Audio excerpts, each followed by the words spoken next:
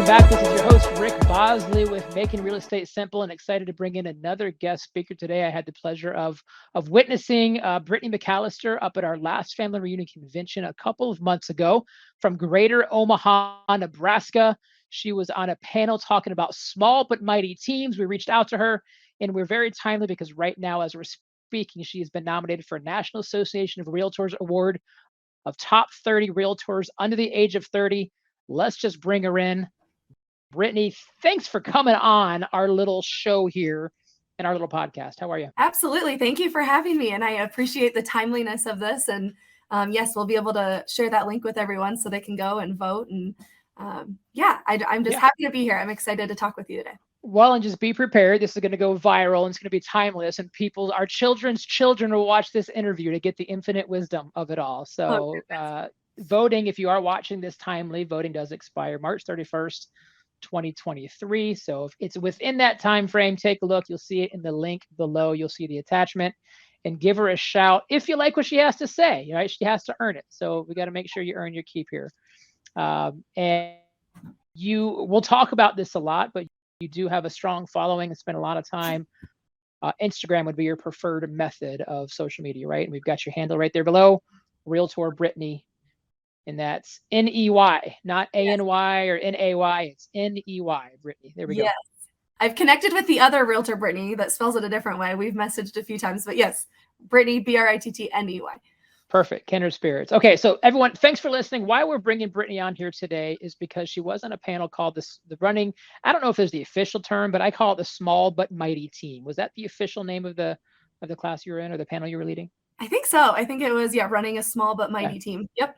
And so we've been having a theme with our curriculum, and that's been following how an agent can close 36 transactions, a solo agent, 36 transactions with 3 hours of lead generation a day, and do that over 12 months. It's out of the KW course 3612-3. Yet as we go through it, a lot of it's been about just intentional focused marketing, intentional focused prospecting. And I want to share that with you so you kind of know what the theme of the audience has been. Awesome. Before we go into that, a quick bio of you, because I think it's important for our listeners to know why we're having you on here today. You started full-time as a solo agent in 2017 with Keller Williams. Before that, you were with another company, with another team, but you came off, went solo, Keller Williams 2017, hired your first assistant 2019. They did pretty well and then transitioned out, and then someone else came in 2020. Yep. And they really helped the business spawn into 2022, and they decided transition out. So it's been 2 years solo agent, 3.5 years as a team. You've had some different shifts there, yet now your team last year closed over 140 closings, over 40 million, which is why you're recognized 30 under 30. So first off, that's me clapping. If you can't hear it in there, we're clapping. Good job, you. In that transition, talk me back through, I always like to say retrospect, what you wish you would have known. Yeah. Knowing what you know now, if you could have had the knowledge or the focus in 2017 when you kickstarted this whole thing, what wisdom would you have given yourself 5 years ago? Yeah, that's a good question. And yes, I'm so proud of all of our accomplishments in the last few years. I think, I just coming on in 2017, I didn't know what I didn't know. I was I didn't know what Keller Williams was. I didn't have any knowledge of anything that we teach at Keller Williams. And so it was very much so like drinking from a fire hose. And I will say my 2017, 2018, majority of 2019, when I spent those 3 years as an individual agent.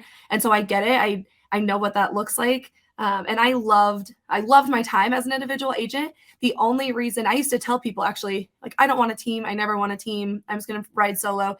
It really wasn't until I started diving into my processes or lack thereof at the time that it really dawned on me. Okay, I want to spend time helping my people. Like, I want to give them the absolute best level of service, regardless of how many people I decide to help.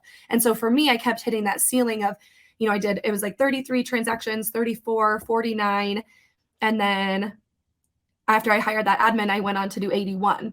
And so it was that breakthrough of, like when you have double the people, you can have double the time. Like, this is crazy. So I don't know really I think it would be awesome if I had something really cool to tell myself, like if I could go back and say it. And I think I've loved my journey so far. Like, I think I had to experience the things I did in 2017, 18, 19 to get to where we were today. You know, that you mentioned some of the turnover we've had. We've had some turnover in the admin role, some turnover in the buyer's agent role. And I think that's happened, you know, I'm obviously under 30, so young, still learning who I am and still learning the leader that I want to become and who I'm aligning with. And as as the team grows or as our goals grow, like, it's okay to love people out of your business too. And so I've gotten to learn that it's not easy, I will say, and we can get into that too. People leaving, an organization or your world, it's hard, and it's not always fun conversations, which are not my favorite. And it's healthy. Like, it's okay for, to have some of that turnover, because it means that you have standards in your business. And so, yeah, it's been a fun All right, I'm gonna push pause. Yeah. Because we could spin that as a platform and go down deep with each. Yep. You brushed it just very casually. 33 units, 34 units, 49 units. That was all solo agent. Yep. And then you finally said, oh my gosh, I'm working 7 days a week. Mm-hmm. I'm working 20 hours a day, and I'm dropping the ball to my customers. And that was your non-negotiable. I will not drop the ball. I need help. Yep. Lo and behold, when you brought in help, you went from 49 to 81. Yep. If I could insert what is your lesson, you should have leveraged sooner. Right. Right? 33, yet you had to go through your own personal growth and personal maturity to realize that, because you might not have been prepared to lead on year 2 like you were year 4. Right. Because sometimes you don't appreciate what you have until you can't have it anymore. Absolutely. Right. So 81 closings with you and an assistant.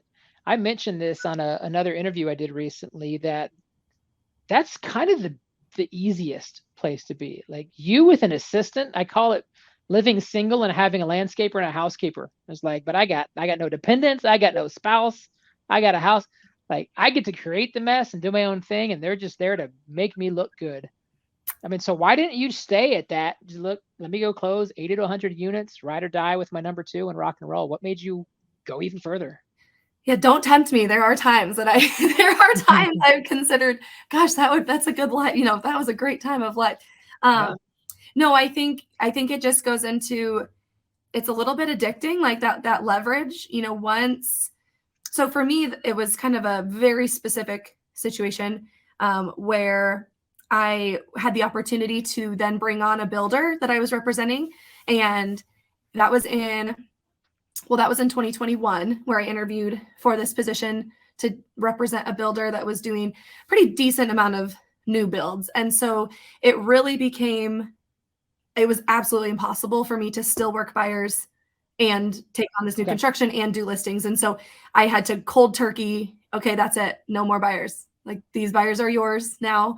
And my buyer's agent at the time gave her all the buyers. And then that line was drawn, and we have not gone back. What do you miss about working with buyers?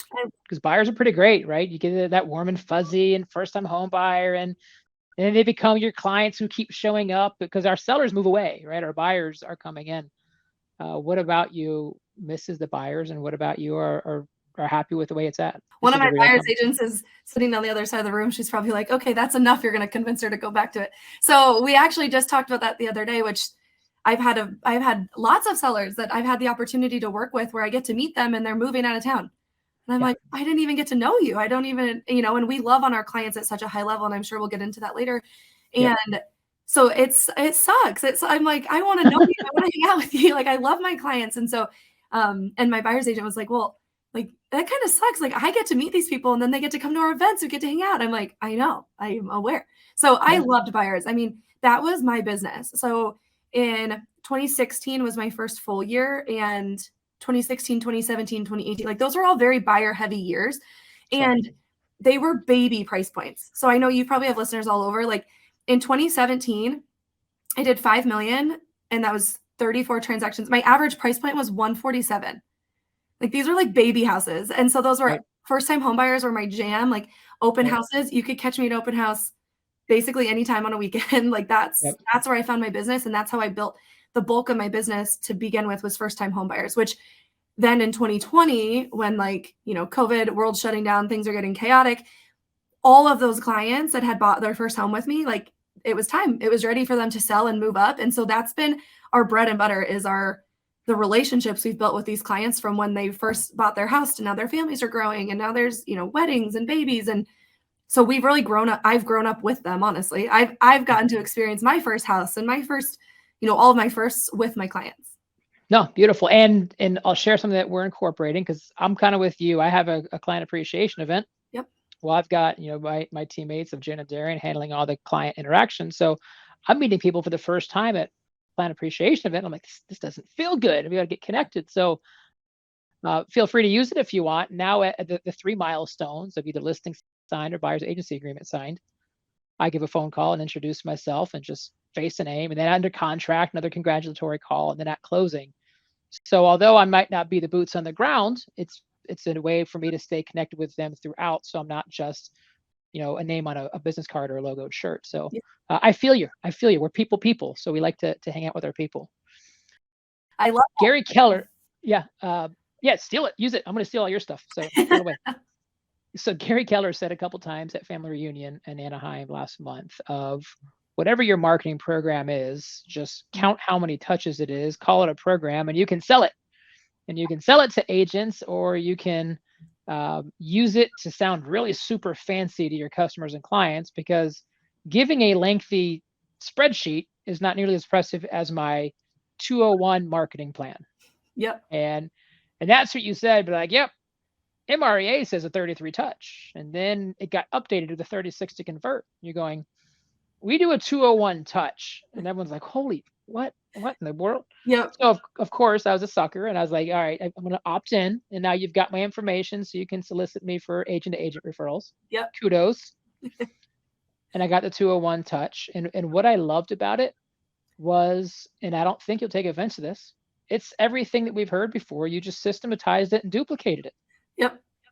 And I think sometimes people get overwhelmed with the system, but walk us through, if I am a customer of yours or a sphere of influence or a client, you said you pride yourself in relationships, past clients, referrals. So you're obviously staying engaged with the person above and beyond the transaction. Absolutely. If I were to be in your database, in your sphere of influence, what would I experience from you monthly, quarterly, annually? Yes. Yeah. Good question. So our big thing, and I guess this kind of starts with me, like, I don't just want to bother people. I don't want to, just send them, if you just bought a house, it's important to me to be relevant with the information we're sending. So if you just bought a house, you might not care about my new listings. That might not be important to you. Now we've reached out and asked our clients, what do you want to see? And crazy enough, we had clients that were like, we actually like looking at your listings. Like, people like houses. So it wasn't so much that they didn't care to see the listings. They just also care about other things, like maybe what their home is worth, or maybe it's not real estate. Maybe what they want to know is, what's going on. What can I do to improve my home? How can I make sure that the time I'm spent here, I can get good money back when it's time to sell? What are improvements I can make? So like, those are the value pieces that we're looking to drop on them, at least when it comes to emails or content that we're posting. That kind of stuff it's not always just listed, just sold. It's what are other things that are going to be relevant to them. And then the other thing is, I'm not a huge, I'm a big lead gen gal. Yes. And I'm not a call and ask for the business. Like, I just am not, it's outside of my comfort zone to call and say, like, who do you know? Or, do you have any referrals for me? Like, I'm sure if I could unlock that piece, I'd have way more business, and it hasn't happened yet. So I am very, very big. You can sign up for my coaching. We'll get that going if you'd like. I'm very big on the value, though. So like, we have 4 client events a year. Okay. And if my clients are listening, still come to our events. However, the goal is not how many people come to the event. We have goals around the event, and it does not matter to me if no one shows up to the event, because what's important is all the touches, all the times that I get to reach out to my client and invite them to the event and tell them after the event how thankful I was that they came, or I'm so sorry that I missed them. And so it's everything leading up to and afterwards that is more important than the actual event itself. It's about the touch, not the events. Yes. A relevant story. When I had my assistant at the time, we did a barbecue out at the river, gazebo, and it was a public place. And at 9 o'clock, parking lot was full. So we told everyone, like, get there before 9. And we're sitting in a gazebo by ourselves at 8:50, kind of like, oh boy. And she was freaking out. I was like, we told them 9 o'clock. Like, we got a gazebo and canoes and lots of food. So it's about the touch, not the, and I think that's important with these events. And if you're listening right now, there's two fears around events. And I think you just debunked one of them, Brittney, of going, it's about the invite, it's about the touch. It's about being invited and thanking them for coming, or sorry, we missed you. Yep. And then secondly, and this is a fear people have, and see if it's ever showed up for you, some agents, and we have some audience who's not agents, right? They might be insurance brokers or lenders, that sort of thing, but we always just generalize. They're afraid to do it because it's kind of like throwing a birthday party and no one shows up. You seem like a lame duck. Has that insecurity ever crept in, and how do you overcome that no one's going to show up to your party? Yeah, good question. So yeah, the first one is, it's so important to ask them because people love to be included, just like I do. Like, there's so many times where people say, I can't make it. We have soccer, we have this, we have that. And please don't stop inviting us. Like, we will make it to one of these. So people love to be invited. And then I would say, now that I have a team, it's not quite as awkward because I've got other people there, that it's like, okay, if no one shows up, it's just us.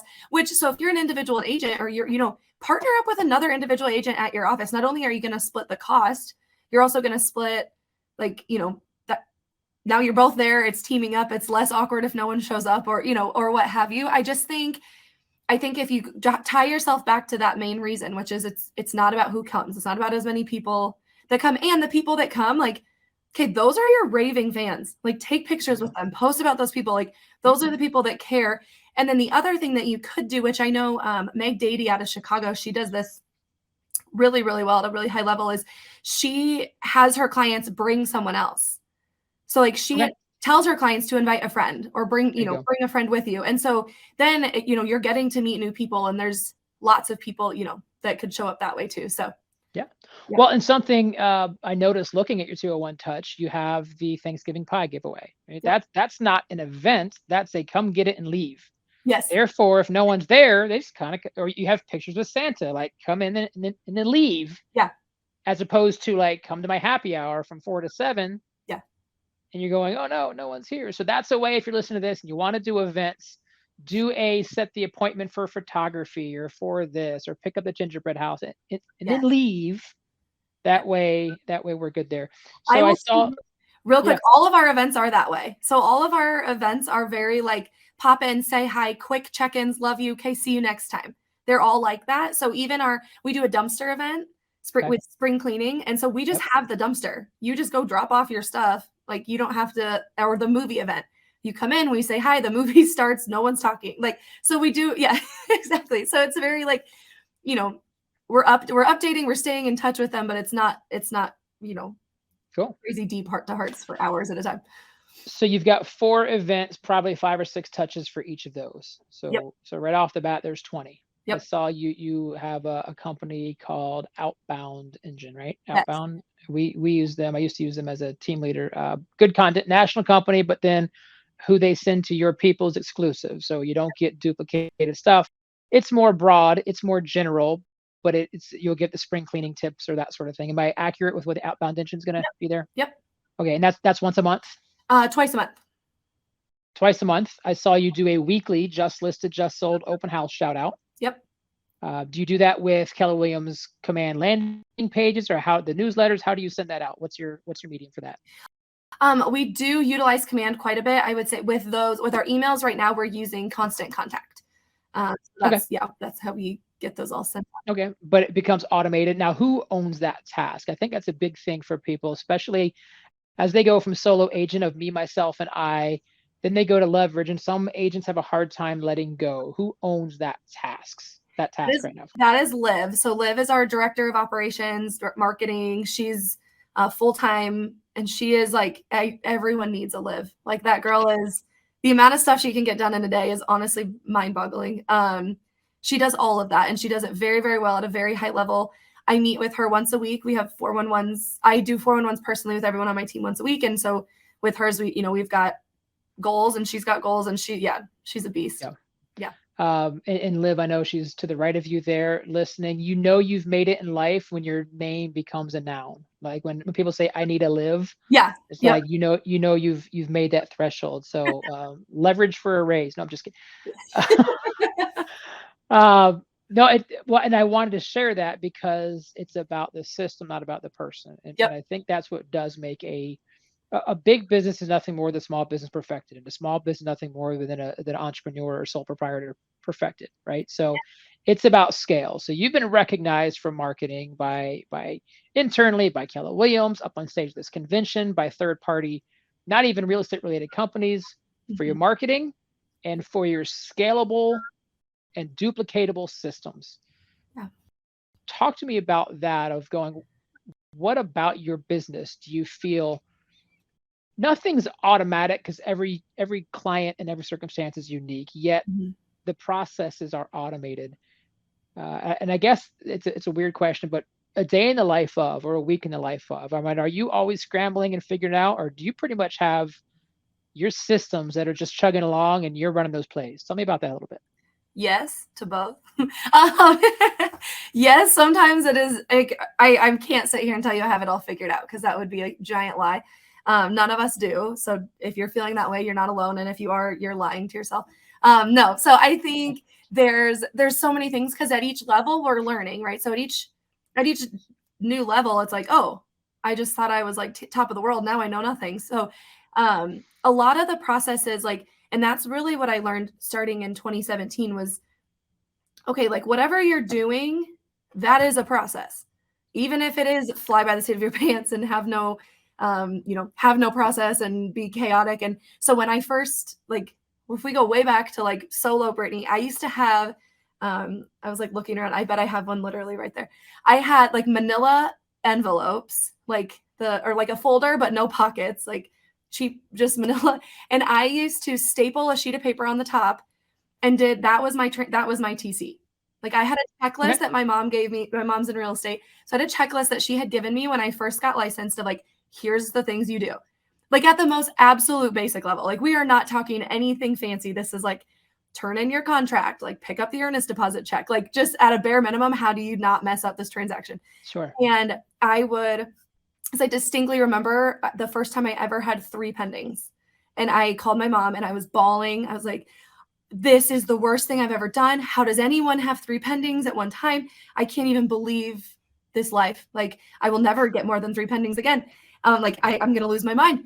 And so this is where this folder situation started. And now I'm like, if we ever got to a point with 3 pendings, I'd be crying the opposite. Like, things are bad. What is happening? So anyway, so that was a process. And so then it just got better and it improved upon itself. And I think with processes come confidence. I don't think people talk about that a lot. Is like my listing process. Now I can confidently walk into a listing appointment, tell them about my process. We always do photos the week ahead of time. We always list houses on Thursdays and don't start any showings until Friday, so that we let all of our marketing go out. Then on Fridays, we start showings. We always do an open house on Saturday. And like that just confidently comes out. And what you were talking about with Gary, like that's a process. That's a system. That's something that, and when it comes out, people like, oh, like she knows this is not her first rodeo. Like, yeah. There's intentionality there, right? Not only does it help you know that nothing's falling through the cracks, it portrays you and comes off as confidence to your sellers and to your buyers, that they leave going, yeah, she's not winging it. She's not figuring it out. I liked all 4 people, but this person had the best system processes. And I don't know this. This is we're just going to know each other. Do you have a listing presentation and buyer's presentation, or is it more of a, let's come in, let's talk, and I have a resource of things I want to share with you? What do you have when you go out there to a listing? I'm gonna grab this just so I have it. So this is a lot of people will be listening to this, not watching it via podcast. Okay. We have both, but I want you to explain what you're showing as well. So if you're listening, so this is our we call it our home seller readiness kit. It's just basically a folder, and it has everything in it as far as listing stuff goes. And it's always being improved upon. I think that's the coolest thing, is once you figure out what your system is, even if you don't have one, like whatever your process system is, unless you know what it is, you can't make it better. So write it down and then you can make it better. And so one of the things I always do a pre-listing call. It's non-negotiable. We have to do a call because my time is valuable. Your time is valuable. And it's important to me that when I come and meet with you, we got a lot of stuff to figure out and we need to do it then, not, 3 meetings from then. Sure. So, and then when I meet with them, that way, at least I have pretty much everything ready to go. Like I know what their house, we know what their house is worth at that point within a range. We know, we can work on their motivation, like get through all of that stuff. And yeah, so the packet itself, it's got, some marketing, here's the houses we sold last year, a little bit of like pre-listing packet, resume. Yeah. Resume. There you go. Like, hey, we sold houses. We know what we're doing. We're the real deal. Look at us go. Yeah. So that's in there. There's some tips on home, like not so much staging, because I'll help them a little bit with that, but more so like, ideas to help your house get ready for photos. Okay. So there's things like that. There's, maintenance tips, like maybe things that maybe the sellers have been living there for 10 years and maybe forgot to change their air filter, which happens, right? So things like that are like, hey, just make sure you do this and that before we list. So stuff like that. And then on the buy side, we've got another version, which is the buyer consult, and just getting to know them. The buy side has, all the same kind of stuff. So what are they looking for? There's a little guide, checklists. We're big checklist people, which we find that on our appointments, people love. And some of this stuff, might just go right over their heads, and they might, they'll take their folder, it goes into their car when they get in there, and it's there for 3 more years. And again, it just goes back to coming across professionally. Like you look like you know what you're doing. Kind of reminds me, we just bought a car, and we bought a Subaru. We're a Subaru family now. And then going to the dealerships, though, every dealership you walk in, whatever car, they'd give you this just amazing, beautiful pamphlet. And some of it I could care less about. Some of it I was like, tell me about. Or I'd skip the first 7 pages, but talk to me about the accessories that I can do when we're camping. And I think it's important to know, a lot of your 201 touch is ignored, and they might ignore 181 of them, but the 20 they don't ignore are the 20 that make the impact. So you're just kind of going, here we are, consistent. Have you had anyone, and I know I'm back and forth, but I heard my question pop up. I'm just going to ask you, a fear agents have is over marketing and over prospecting, and here you are in their inbox multiple times a week. I mean, 201 over 12 months is going to be what, 15 times a month? Yep. Have you had people unsubscribe, say, back off, you weirdo, you're too intense for me, remove me from your list? Does that happen? Yeah. So Liv and I just had this conversation yesterday, which was, I was like, it hits you like, did people how many people have unsubscribed? Are you tracking that? She's like, yes, I'm tracking it. Like, of course, right? She's like, yes, of course. It's Liv. Yeah, it's fine. Of course she's tracking it. And I'm like, well, how many? Like, and she's like, I believe it was about 200, which was like not even 1% of our, and she's like, I'm tracking it. She's like, I'm just keeping an eye on what, I set a parameter of what I think would be too many. And we go in and look at the people. So who are the people that are unsubscribing? Is it, that they're getting too many emails? Maybe. And it could just be that they somehow got into our database and they have absolutely no interest in, it's going to happen. And like, there's plenty of people who are not unsubscribing, and we're getting people added to it every day, which back to your 3 hours, like go lead gen more than the people that are going to drop out of your database. Oh, that's a good nugget. If you keep going, there will be casualties. There will be, it's market center. People will leave the market center, leave the industry every month. And as long as you recruit more than leave, you're growing. Yeah. Right. And let's not be attached to it. You said something very casually that 200 is less than 1%. You have 20,000 people in your database? I lied. I meant 10. Okay. I was like, whoa, let's talk about that. Yeah. Math. No. Yeah. 10. Sorry. Yes. 10%. So we've got about 2,000 in there. Okay. Yeah. And so 200, is that this year, this month? What is that? That was this year to date. So we started doing this touch January 1. So we started doing this increased, and we actually got the idea from Tony DeCello. He came and did our business planning at our market center, and he said, how can you go be the Amazon of real estate? So Amazon sends us a stupid amount of ads and emails and this and that, and I've never unsubscribed because I am Amazon addict, I can say out loud. And so like, I might need that. I might need something that's from that. Like there's always gonna be people that unsubscribe, and there's gonna be way more that don't. It's because it's useful and needed. Because we're never going to not need Amazon because they are everything, from our dog food and soap to my boat accessory that I need as a new bilge pump. I mean, this is what we've gotten Amazon the last 4 days. Yeah. So when I was car shopping, I was welcoming all of the solicitation and marketing from all these dealerships because I was in the market for a vehicle. Now that I've bought my vehicle, I went click, click, click, click, click, unsubscribe, right? Yeah. And that's okay. So I think it's important as we're messaging to our database, the car dealership was a transactional branded marketing, and they're there to sell me a car. That's it. Yep. When I bought the car, no longer do I need this information. So for you, you're offering home maintenance tips. You're offering pictures with Santa. You're offering fun stuff to do in the community. You're offering recipes and then about 20 to 30% of the time, you're saying just listed, just sold. Not do you have a buyer, but check out this kitchen remodel. Right. And you said it earlier of people love houses, even if they're not in the market for houses. That's why HGTV exists. That's why so many Pinterest channels exist, because we're in an industry that people like looking at. They like remodeling, they like studying, they need vendors, they need contractors. Jason Abrams, if you've heard him speak, and he's our director of education and something else at Keller Williams. Sorry, Jason, I don't know your official title, but I quote you often, and he says, be useful and needed. And I believe the majority of people will welcome your marketing and welcome your calls when you give them useful, relevant, needed information, not generic, I'll call it lazy, right? So as we're going through there, and Tony DeCello, you mentioned his name. If you don't know who he is, he was a top maps coach for many years. I think quasi-retired and I guess doing some cameo stuff in Omaha, Nebraska. Yep. And he shared in bold, he used to send out a sheet of paper every time he under contract, every time it sold. Tony did it again. Did he share that at this last session? Tony did it again? He did. And it was every time something happens, Tony did it again. And he goes, and it's black and white, tri-folded. I'm not spending money in envelopes, but man, my database saw me in their mailbox 2 to 3 times a week. Tony did it again. Tony did it again. So when they have an interest, who's top of mind? Tony, right?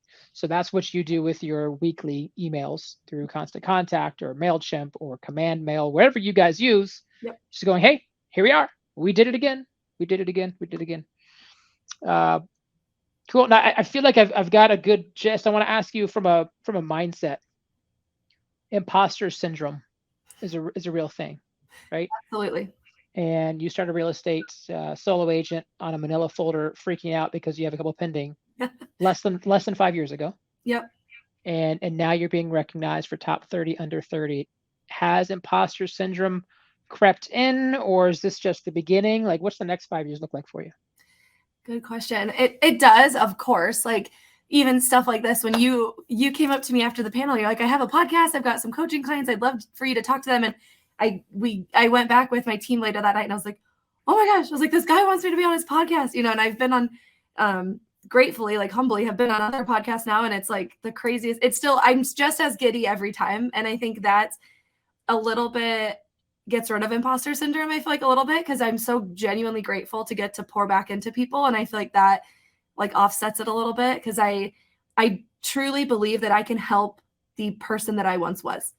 Like, I feel like I have so much value to add. The agent that is a single agent with 3 pendings and is freaking out, or, doesn't know if they want a team or doesn't know if they have processes. Like, I just truly feel like I can add so much value to those people. And so as far as the next 5 years, hard to say, right? So my goal, I'm actually presenting at James Shaw has an event next week, April 1st. I'm 1st to the 5th. I'm getting to present at, and the name of my presentation is Anywhere in 5 Years.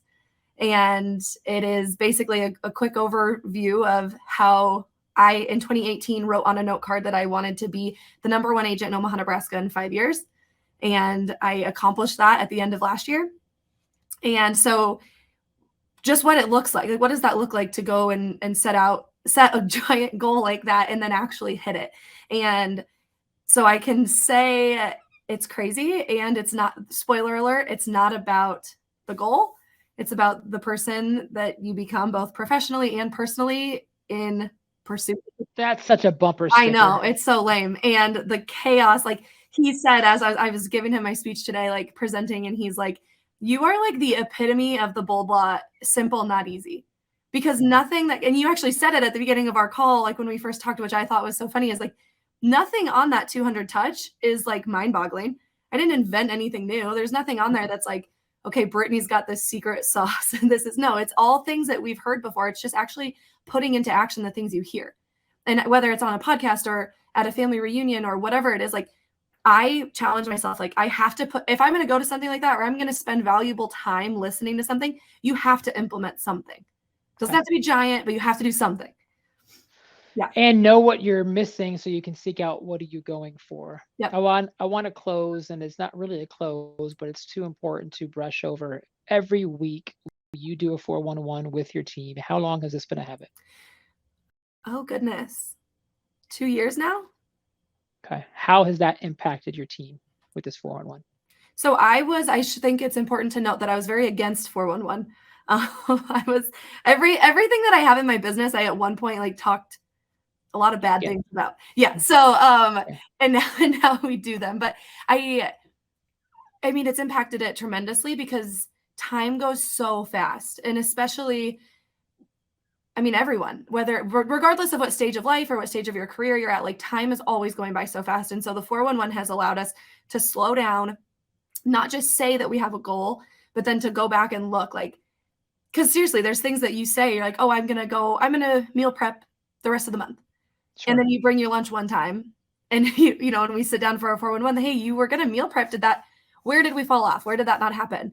You know, or, you know, your goal was to have 7 contacts a day in order to hit your transaction goal, and you're only hitting 5. Like, it's just 2 more. Why are we not getting 2 more? Or what, you know, what's prohibiting us? So it's just having really real conversations. And for someone like me that is not, I would say I'm a strong leader. I just don't always have the best questions. Like that template gives me all the things to ask because it's right there and it's laid out, and it's a lot of just asking questions so that my people, and it happens the same with me. So when I do, you know, 411 coaching, it's real self-realization.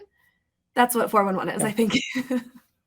Yeah, I love it. And if you've never heard of 411 out there listening, drop a comment. I'll give you a link to our 411 template. Essentially, it says 4 weeks and 1 month and 1 year. And you take a small goals and compound them up big, or take big goals and chunk them down small. And the 411 coaching consult is, what did you intend to do? What did you do? How do you feel about that? Based on that, what are you going to do this week to stay on track? And what might get in your way? And high five, go get them, Tiger, right? And that's essentially it for each of their goals, right? So it's small but powerful, and you're on a panel that says, how do you get a small team of 2 agents plus you, plus a couple admin to become the #1 team in Omaha, Nebraska, and 140 units and 40 plus million. And I think it's do the small things really well. Absolutely. Document the process, stay true to the habit of understanding what are you doing every week and staying on course with hitting those key vital signs. Rinse and repeat. Doesn't that get boring? Absolutely. Yeah. There's nothing like sexy or flashy about building a small, successful real estate team. It's just doing the things over and over. Doing it over and over. I had a previous episode of like a bag of popcorn. The consistent heat, the first minute and a half gets you nothing. The final 30 seconds, you get the kernels, but only if you keep the consistent heat. So thank you for being living proof of that. Yes. If people wanted to stay in touch with you or get a copy of your 201 program or follow you, what's the preferred method that they can reach out and show their gratitude or ask you questions? Absolutely. Yes. So if you go to @realtor Brittney, again, Brittney is BRITTNEY. My link in my bio there has everything. There's freebies, like just all the things from my for sale by owner guide. We didn't get into for sale by owners today, but I love for sale by owners. There's our 200 in touch you can download. So all that kind of stuff. Just I would go there, and if you have questions, please feel free to reach out. I love getting messages from people. So Yeah. Did you just tease up another episode of the For Sale by Owners? Is that a big portion of your business? It was our third lead source last year. Yeah. How many listings did you get from For Sale by Owners last year? Oh goodness, I should know that off the top. Liv, what do you got for us? I will. Yeah, I'll figure it out. We'll circle back. I'll comment somewhere. Okay. Well, because going through the 36-12-3, we go through each source, and FSBO's expired as a main source. So maybe we'll bring you back on there. That'd be awesome. Very cool. Thanks so much.